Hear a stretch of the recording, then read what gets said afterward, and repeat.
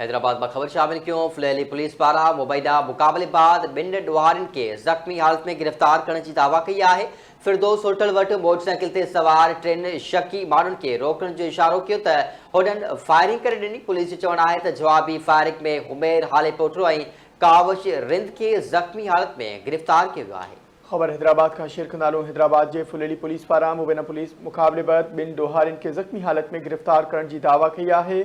फिरदौस hotel वट motorcycle से सवार टिन शकी मानुन के रोकण जो इशारो किया तो उन्होंने फायरिंग कर दी। जवाबी फायरिंग में अमीर हाले पोटो और काविश रिंद के जख्मी हालत में गिरफ्तार किया है। पुलिस जो यो चवण है। हैदराबाद पर खबर शामिल क्यों पिया फुलेली पुलिस पारा मुबैना मुकाबले बाद बिन ॾुहारनि के जख्मी हालत में गिरफ्तार करने की दावा कई है। फिरदौस होटल वट मोटरसाइकिल से सवार टिन शकी मानुन के रोकण जो इशारो किया तो उन्होंने फायरिंग कर दी। पुलिस जो चवण है तो जवाबी फायरिंग में हुमेर हाले पोटरो और काविश रिंद के जख्मी हालत में गिरफ्तार किया है।